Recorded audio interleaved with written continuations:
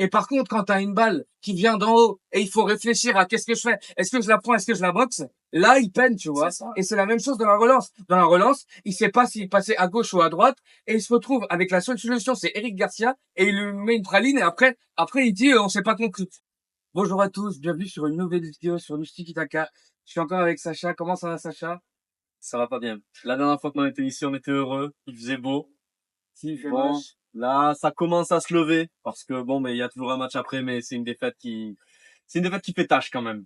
Alors, je sais pas ce que t'as pensé du match. Moi, ce que je vais dire du coup pour commencer, c'est que j'ai senti quand même dans la presse, surtout au Mundo Deportivo, qui était assez dur avec le match. Je pense qu'il faut exiger énormément à ce Barça. Euh, Aujourd'hui, dans Mundo Deportivo, on a pu lire la Voltada erreur fatale. Voilà. Dans Diario Sport, ils étaient un peu plus mesurés et ils parlaient d'une déception. Et donc, moi, ce que je fais, la première analyse que je fais de ce match, c'est que, je veux dire, on connaissait déjà Monaco et on a l'impression de revivre le Gambert. Là, c'est ça. Alors, pour faire écho à ce que tu as dit, et tu as tout à fait raison au niveau de Mundo Deportivo, pour moi, ça fait écho aux déclarations très bonnes de Flick d'ailleurs, que ce soit avant le match et après le match. Mais Flick, il l'a dit, c'est une équipe qui peut gagner la Ligue des Champions. Donc, quand tu parles d'une équipe qui peut gagner la Ligue des Champions, avoir un match qui se déroule ainsi, bah, t'es obligé de lui tomber dessus. Maintenant, pareil, là, comme tu l'as dit, ça nous rappelle le Gamper, ça nous rappelle une funeste vidéo pour lancer la saison. Et c'est vrai que moi, alors, j'étais pas au stade, la bise à tous mes copains, notamment Bakary, voilà, ça fait vraiment super plaisir pour vous. Faut y aller, hein. C'est ça, c'est ça. Passé, faut faire le Mais bon, on a eu, moi ça t'a consterné en fait devant le match où vraiment, ben le gardien t'a clairement vendu. Avec, je te lancerai juste un peu dessus, mais franchement voilà. Et et voilà, tu te sens impuissant, tu vois un match où tu as un adversaire sur lequel tu devais prendre ta revanche, surtout pour le côté sentimental, parce qu'ils t'ont quand même roulé dessus lors de ton match faible, lors de ta rentrée. Bon, c'est une petite tape derrière la tête en mode les gars, si vous faites pas tous les efforts, si vous faites pas ce qu'il y a à faire, ben ça peut mal tourner aussi parce que mine de rien, ben, c'est une équipe en construction, c'est une équipe qui est assez fébrile. Et ben, Il y a voilà, des je t'ai dit que je défauts te dans cette lançais, équipe. je t'ai dit que je te lançais, fébrilité. Bah, forcément, il y a l'action de Ter Stegen. Alors, il y a eu beaucoup de réactions par rapport à cette action parce que clairement celle qui plombe le match, on va pas se mentir. Ouais. Enfin, on va passer sur cette action. Moi, ce que je voulais dire en complément de ce que tu disais, c'est que ce Barça, il faut exiger plus de choses. C'est-à-dire que c'est le Barça. On peut pas encore une fois tomber dans les travers des années passées de la Ligue des Champions. On commence mal, on a ces fantômes du passé qui reviennent, et ces fantômes du passé, ils passent par Ter Stegen.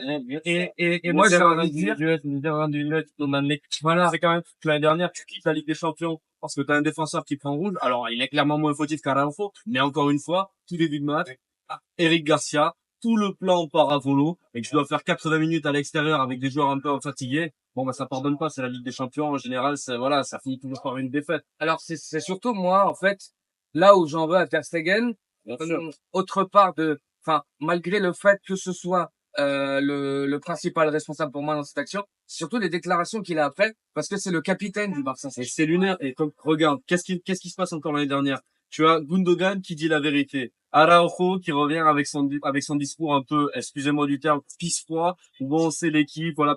En fait, ce sont des capitaines qui ne prennent jamais leurs responsabilités. Mais comment Ter Stegen peut dire, non, on s'est mal compris avec Eric. Mais c'est toi qui le mets dans des difficultés comme ça. Après, c'est vrai qu'Eric, il doit avoir la lucidité de se dire, bon, c'est la 10e minute, on peut risquer de prendre un but. On en a mis 4 à Gironne, on sait qu'on peut marquer des buts. Un match, ça se relance. C'est sûr qu'après, si tu fais ce genre de double peine, j'ai envie de te dire, dans le sens où bon, t'es à 10, tu sais que tu vas craindre derrière. Voilà, c'est compliqué. Mais En fait, le souci, c'est que c'est une prise de décision. C'est-à-dire que là, Ter Stegen, avec les années qu'il porte au Barça, avec son expérience, avec tout ce qu'il a derrière, il peut pas faire ce choix catastrophique de la donner avec Eric Garcia, sachant que derrière lui, il y a Minamino qui attend que ça. En fait, il n'attend que ça, Minamino. Et surtout qu'on voit qu'au début de l'action, il peut la donner à gauche, il peut la donner à droite. Et moi, je trouve que Ter Stegen, depuis son retour de blessure, l'a perdu. C'était sa qualité première. Oui, ce jeu, la relance, ouais. cette tranquillité. Et moi, je trouve qu'il l'a perdu parce qu'il y a eu des matchs en Liga aussi où, bon, il n'y a pas eu de but derrière, mais on sentait que ça générait du danger. Pour moi, Sacha, c'est surtout le mental. Voilà. On parlait dans les autres vidéos de tous ces joueurs comme Frenkie de Jong qui ont vécu ces épisodes tragiques et qui, pour moi, peine encore à retrouver ce mental. Parce que après, on a vu des arrêts de Ter Stegen Ouais. qui ont été très bons. Mais c'est Alors, des réflexes. on a vu deux, trois arrêts, mais on a aussi vu quand même, sur le second but, Oui. il est encore une fois ultra statique. Moi, je suis désolé, Non, mais un c'est Thibaut pour ça. Courtois, il l'arrête. Il y a un moment, il y a une sortie du point sur corner, Oui, oui, le oui. ballon part derrière. Il y a plus, en fait, c'était, bon, hier, il est passé à côté, Quand un gardien passe à côté, ça se voit beaucoup plus que sur le reste. Oui, c'est Mais au sûr. bout de 10 ans, quand tu reprends la Ligue des Oui, Champions, mais et oui. ça te suit, et ça, c'est pas possible. En fait, le truc, c'est que là où je dis que c'est un problème mental, c'est que quand on voit justement les arrêts qu'il fait après, c'est des arrêts réflexes où, en fait, t'as pas le temps de penser. C'est-à-dire que Ter Stegen, voilà, Ter Stegen, en fait, t'as l'impression qu'il réfléchit trop. C'est Voilà, ça. t'as l'impression qu'il réfléchit trop parce que comme je redis, sur les arrêts réflexes, sur des arrêts de vrais gardiens, parce que c'est des arrêts de vrais gardiens, les réflexes c'est important pour un gardien, il y arrive. Il est bon sur ce domaine-là. Et par contre, quand t'as une balle qui vient d'en haut et il faut réfléchir à qu'est-ce que je fais, est-ce que je la prends, est-ce que je la boxe, là il peine, tu vois. Et c'est la même chose dans la relance. Dans la relance, il sait pas s'il passait à gauche ou à droite et il se retrouve avec la seule solution, c'est Eric Garcia et il lui met une praline et après il dit on s'est pas compris. Non, mais c'est lamentable de faire ça. Et c'est surtout, en fait, moi, ce qui me dérange au-delà de tout ça, c'est vraiment ce manque de responsabilisation. Oui, Là, qu'au bout d'un moment, les gars, oui, bon, tu l'as fait, la connerie. Tu l'as fait. Je veux dire, c'est ta faute. T'as foiré le match, mais c'est pas grave. oui. En fait, le truc c'est que dans ce milieu, il y a eu un problème par rapport à cette exclusion et maintenant on va parler des choix de flics. Moi personnellement, je ne comprends pas comment ton premier match de Ligue des Champions, tu sors tous les joueurs qu'il a sortis, Ouais. tu fais rentrer Hector Fort, tu fais rentrer Gérard Martin. C'est pas possible. Faire rentrer des joueurs, tu peux encore marquer des buts. Et sur les déclarations d'après-match qu'on disait de Ter Stegen, il y a aussi eu celle de Pedri où il dit à 1 on aurait pu avoir encore des occasions. Et Non, ça, bien pour moi, c'est un message à flic Bien sûr. de se dire, on aurait pu, si t'avais mis plus d'attaquants, marquer le deuxième but. Vous avez vu, il est enragé, là, quand même. Non, Là, mais il en bon, a gros voilà. sur la patate. Moi, écoute, je pense que Flick, il a quand même vu que c'était un match bien bourbier, que tout était parti à volo, que tu peux prendre beaucoup plus sur ce match-là, et qu'il y a un match très important face à Villarreal, on en parlera en fin de vidéo, en fin de semaine. Je pense Moi, je suis je mitigé, pense Sacha. qu'il a voulu jouer un peu cette carte-là, du long terme. Ça sert à rien. Il y a aussi, mine de rien, des organismes qui sont mis à rude épreuve, entre les trêves, tout ça. Et je pense qu'il s'est dit, qu'est-ce qui pourrait en plus mal tourner dans ce match-là? Allez, une blessure de Lamine, une blessure de Pedri. Et moi, je pense qu'il a été frileux à ce niveau-là, parce que bon, ben voilà. Maintenant, encore une fois, c'est le genre de coaching. Pour moi, ça se jugera dans la durée, dans le sens, si tu gagnes à Villarreal, et que ces joueurs que t'as sortis sont décisifs par leur fraîcheur, tant mieux.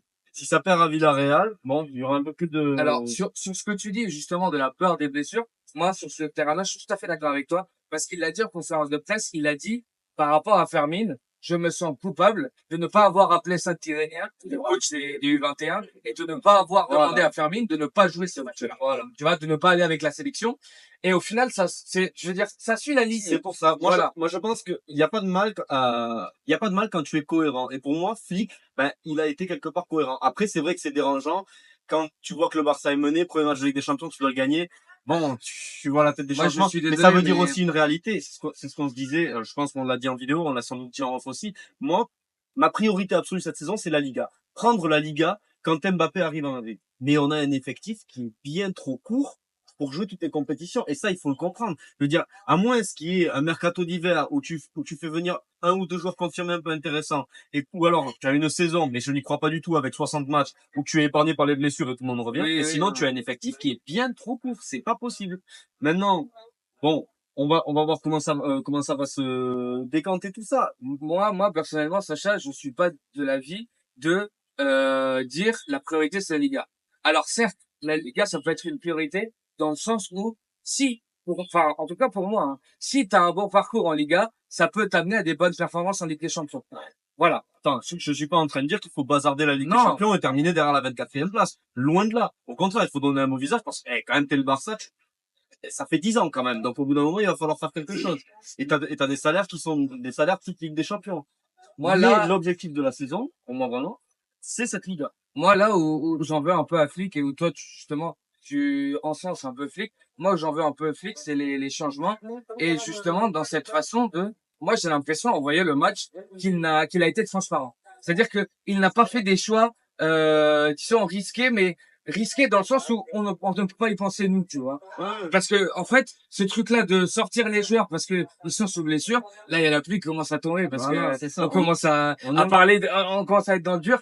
Et moi, dans ce truc-là, j'aurais aimé justement voir un flic plus entreprenant, plus avec Mais plus après, d'envie. un flic plus entreprenant, encore une fois, il faut juste regarder qui c'est que tu as sur le banc. Bon, à la limite, ok, il aurait peut-être pu faire rentrer Pablo Torre un peu plus rapidement, Ferran Même en Torres un dessous. peu plus rapidement. Ben, en dessous, il revient à peine. Je veux dire, il faut faire très attention aussi. La réalité, c'est que Flick, ben, quand on regarde les joueurs opérationnels qu'il avait sur le banc, ben, il n'y a pas grand monde. C'est ce que je dis. L'effectif, il est malheureusement trop peu. Et dans un match Bourbier pareil, avec un match très important à Villarreal ensuite et Retafe, bon, moi, je peux comprendre encore une fois. Il a fait un choix. J'espère qu'il sera payant avec les 2 prochains matchs de Liga et que surtout face aux Young Boys, ben, le Barça rentrera définitivement dans sa Ligue des Champions. Allez, parce qu'il faut terminer cette vidéo avec du positif qu'il y en a eu. Ben, je pense qu'on a quand même l'un des meilleurs joueurs d'État. Voilà. Lui, il est rentré dans sa Ligue des Champions. Je l'avais dit, quand on avait parlé du coup de ce match sur d'Ampère, j'avais dit cette saison est un Lamine Yamal. Eh ben, S'il y a quelqu'un qui peut bien sauver la saison du Barça dans des moments où c'est compliqué, c'est bien Lamine Yamal. ouais, tout à fait, tout à fait. Et puis alors le but qu'il met, encore une fois, c'est la marque des grands parce que c'est un Barça. Je crois que j'ai vu la statistique en reprise de deuxième mi-temps. Le Barça un tir cadré, un but. Mais c'est ça en fait. Tu vois Lamine Yamal, ça sort de nulle part. Le mec prend le ballon, il fixe, ajuste, c'est terminé, ça va dedans. C'est froid, c'est clinique. L'année dernière, en fait, je pense qu'il faut vraiment se rendre compte que l'année dernière, il a 16 ans, il fait presque tous les matchs. Et c'est vrai qu'il pêchait un peu dans le dernier geste. Mais là, il est depuis le début de la saison. Il est En plus, décisif. but plus Pour passe, moi, l'Euro, ça lui a... but plus passe depuis le début de la saison. Il est impliqué sur 8 buts. Il y a que Harry Kane, donc qui fait la fête avec le Bayern, là, c'est incroyable. Et Erling Haaland qui sont devant lui. Il a 17 ans. C'est phénoménal. Et tu sens bien que, Lui, il a pris ses et responsabilités. et là où un Lewandowski était timoré, Ouais. on en reparlera dans une autre vidéo parce que ça va faire beaucoup sinon. Mais, et ça fait écho quand même au dernier débriefing. Et c'est toi qui avais raison, du moins à court terme sur un Lewandowski qui est inquiétant. Mais Lamine Yamal, 17 ans, c'est déjà lui le patron devant. Quoi qu'il arrive, C'est lui. tu peux avoir un Rafinha qui est dans une bonne phase, un bon truc. Rafinha, ouais, Mais, hier, voilà. Mais Mais c'est Lamine Yamal parce que même quand c'est difficile, c'est Lamine qui va ouvrir la Ouais. boîte, c'est Lamine qui va remettre cette équipe sur le droit chemin. Encore une fois, ce que je disais dans le dernier début, c'est son jeu, ce sont ses règles, c'est son équipe. c'est lui qui décide. C'est lui qui Ah, décide. Et pour conclure, bah, justement, si il faut que le Barça gagne quelque chose, il faut que Lamine Yamal soit c'est décisif. ça. Malheureusement ou heureusement, ça dépend comment tu vois les choses par rapport à l'avenir. Un gamin de 17 ans peut changer le cours de cette saison Le, dans le Barça. le talent n'attend pas, et en parlant de gamin de 17 ans, la performance de Barcy, encore une Oui, fois, oui, oui, oui. chapeau monsieur, Même, parce qu'on même Casado qui n'a pas 17 voilà, ans, on n'en mais parle pas, on voilà, en parle il y pas a, trop parce que bon, il y a l'ami qui prend il fait des producteurs, il est attaquant, mais Barcy, défenseur à 17 ans, parce qu'il fait, c'est oui. phénoménal. Enfin bref, Enfin bon, on aura le temps de parler de tout ça dans d'autres vidéos. Pour finir, Sacha, ce qui est le plus important, comme tu as dit, c'est le c'est match à Villarreal. dimanche 18h30, le match à Villarreal, la Il faut se Ceramica, relancer. le 18/18, les 4 matchs à l'extérieur, les 4 victoires. Alors voilà, malgré tout ce qu'on a dit de négatif, il faut pas qu'on reste sur cette mentalité-là. Il faut arriver, comme j'ai dit au grand-père, si ce Barça-là n'arrive pas à passer outre un grand-père raté, il faut que le Barça arrive à passer outre ce début de Ligue des Champions raté et qu'il enchaîne les matchs avec les victoires. Exactement. En Voilà. tout cas, ne faut pas non plus oublier les 5 victoires en Liga. C'est Voilà. une équipe, moi, je suis pas inquiet. C'est une équipe qui est en construction, mais qui a des bases solides. Jusqu'à Barça. Et puis jusqu'à Catalogne, à la prochaine vidéo.